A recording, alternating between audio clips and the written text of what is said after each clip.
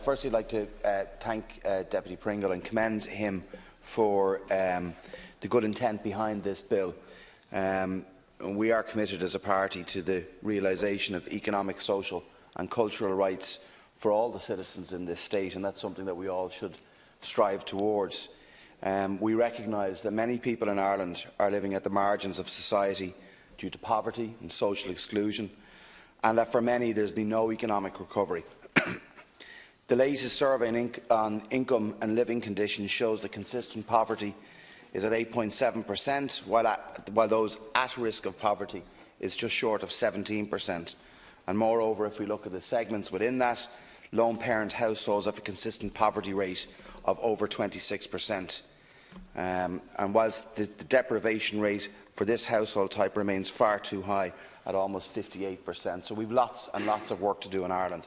I think that's one of the things that we need to be acutely aware of here, that many people have not shared and have not even seen any type of recovery.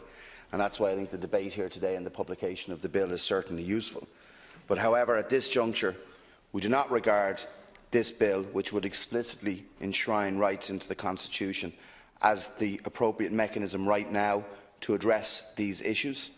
And we do have several concerns, which I'll go into in a moment, about the consequences, unintended or otherwise, of this bill. The Bunreacht na hÉireann, our 1937 Constitution, makes only limited reference to economic, social and cultural rights, which are by and large referred to in Articles 40 to 44 of the Constitution.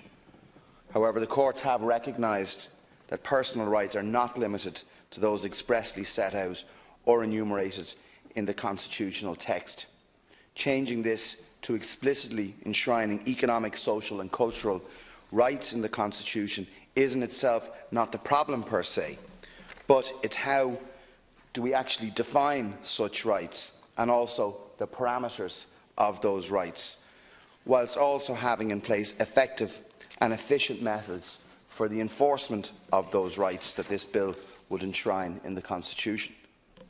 A key issue that was raised during the discussions on this particular matter at the Constitutional Convention was whether enshrining socio-economic rights would mean handing decisions on the allocation of exchequer resources, limited as they are right now, away from the Oireachtas and to the judiciary.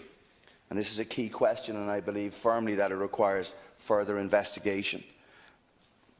Moreover, another element would be that what implications would such a move to have our court system, and would it result in a significant increase of cases against the state? What are the unintended consequences of enshrining such rights in the Constitution, including the financial burden that it could place on the state?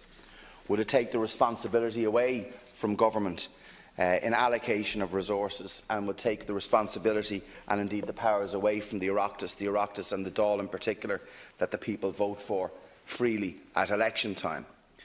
This bill, if enacted, while desirable in principle, and I genuinely mean that, does not have precise definitions or clear proposals. Before such a change should be introduced, we need to have a detailed and considered analysis of what such a move would mean for the individual, society and state as a whole. And whilst economic and social rights should be viewed as more than an aspiration, and I agree, or more than a lofty ideal, the practicalities and implications of enshrining such rights in our Constitution cannot be discounted or dismissed, particularly when the economic recovery is as fragile and as fragmented as we have it right now. Thank you.